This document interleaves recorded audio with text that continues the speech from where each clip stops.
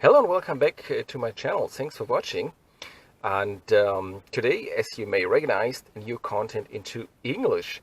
The reason why I recorded the last 3 videos into German was because we had a very cheap balcony solar set at one of our supermarkets, and so I had to try that out. And I can tell you, we still have a quite emotional discussion about that set here into Germany, and the way how you can connect it legal or maybe even not legal to the public grid. And I can tell you, we met definitely all the cliches about us as Germans in the way of discussion and in our passion to regulations. So everything you think about Germans in that case is absolutely true. Anyhow, coming back to the batteries. I tried out these batteries a different time. These are the cheap lithium iron phosphate rack batteries from China. Each battery has a price point of 1,200 euros and nearly the same into dollars, which is quite a fair price point for a 200 amp hours, a 24 volt system. You can have the same into 48 volt version as well.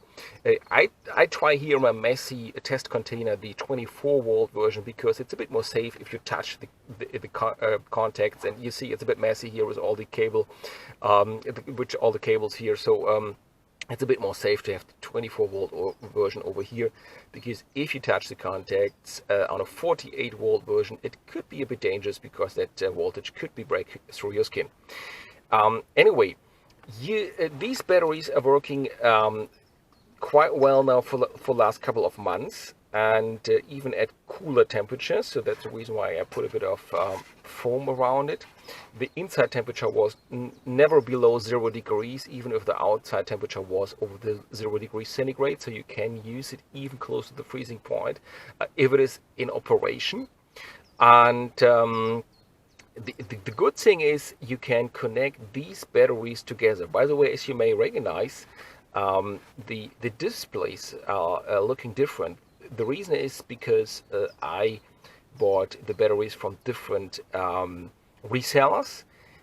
So that's the reason why maybe the display is different, but the inside look is exactly the same, and the BMS is the same, so you can connect these batteries together. I will put a link, by the way, in the description below to these 2 resellers. When you stack these batteries, this is a very important thing. You have to address every battery. One is the master, and this is the upper one in that case, and the other batteries are the slave.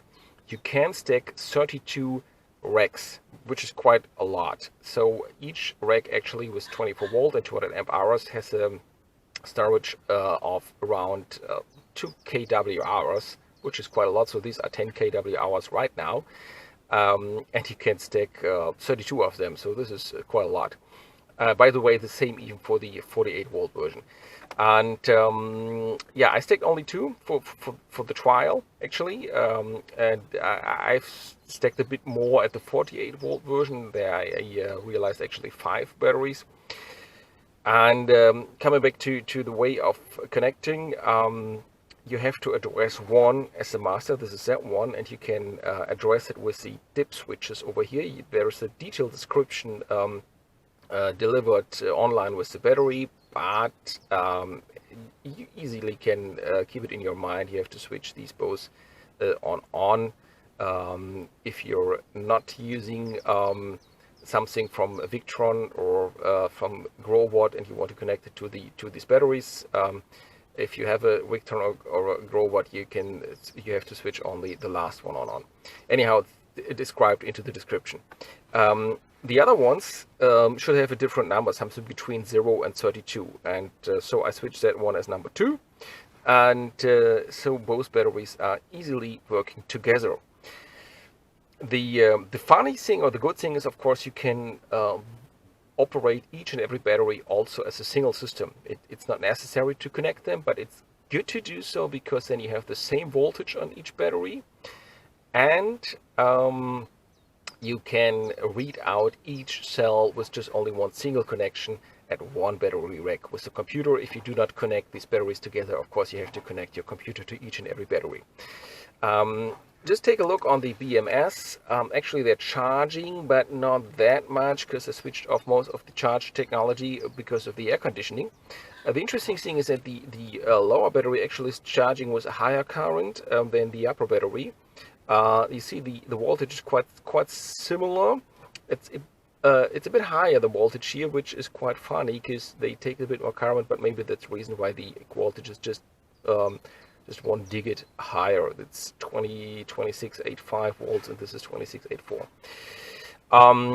The reason why there is a different charge status is that I played a bit with both batteries in different directions, and so the lower battery was charging a bit longer. By the way, if you run a system, you can switch off one battery, and the other battery, of course, is still running. This is good to know if something's going on in one battery, and if you have the grid inverter on the whole stack, the grid inverter is still running with just only one battery off. The other way around, it will be the same.